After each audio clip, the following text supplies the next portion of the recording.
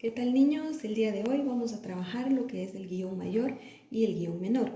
El guión mayor es aquel que vamos a utilizar al momento de que algún personaje exprese alguna emoción o alguna idea. Es decir, que cada vez que un personaje dentro de una lectura vaya a hablar o vaya a decir algo, a expresarse, como les digo, se va a colocar un guión mayor antes de esa expresión. El guión mayor, como podemos verlo acá, es una línea, pero es un poquito más grande a lo que viene siendo el guión menor.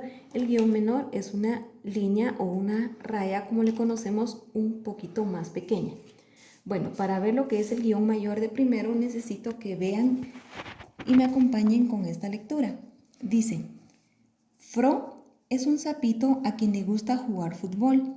La mañana del martes despertó feliz y se sentía descansado.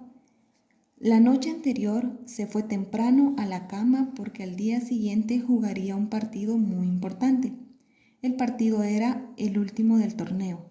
Él, como portero, quería estar atento en el partido. Fro arregló rápidamente su mochila y se despidió de sus papás. Al llegar al campo de fútbol, sacó su uniforme, zapatos, calcetines, pero no estaban sus guantes. Acá nos vamos a detener. Todo lo que leí hasta acá es una narración, es decir, que como que alguien está hablando de este cuento. En este caso sería yo que lo estoy leyendo. Pero acá vamos a hacer una pausa porque acá dice: le dijo al entrenador que iría a casa por ellos. En este caso estamos hablando de Fro el sapito y dice que el sapito le dijo al entrenador que iría a casa por ellos. Entonces, como acá el sapito es quien habla, vamos a colocar ese guión mayor en la parte de acá.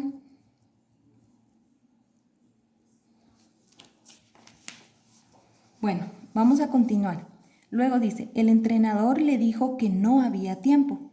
Entonces, si se dan cuenta, acá es el entrenador quien habla. Entonces, como él también viene siendo un personaje, entonces también antes de esa expresión se coloca un guión mayor. Continuamos con la lectura y dice: Fro no podía creerlo. Había esperado tanto tiempo por este partido como para quedarse en la banca. De repente escuchó su nombre. Era su mamá quien le traía los guantes. Fro le avisó a su entrenador y él le dijo que entrara a jugar. Fro y su equipo ganaron el torneo. Fueron a celebrar comiendo unas cuantas moscas.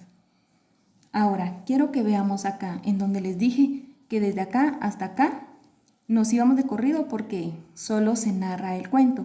Pero acá en donde dice, le dijo al entrenador, ahí es Fro quien habla, el sapito, entonces se coloca el guión mayor, al igual que acá en donde dice el entrenador.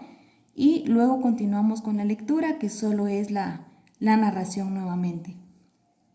Así que ahí pudieron darse cuenta de dos ejemplos de guión mayor, en donde se coloca, que es al momento de que se expresan los personajes. Ahora vamos a ver lo que es el guión menor. El guión menor, como les decía, es una rayita y esa se utiliza únicamente, o más que todo, el ejemplo más común es cuando nosotros deseamos separar una palabra cuando ya no nos cabe en la línea.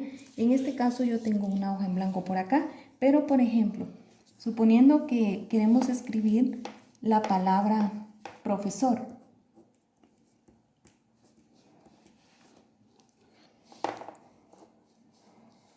Suponiendo que yo no me quiero salir de lo que es este margen.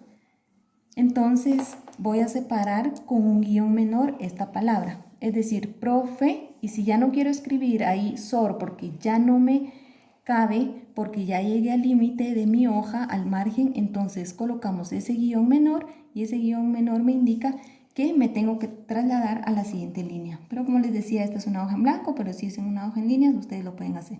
Dice profe y estaríamos agregando la siguiente sílaba acá.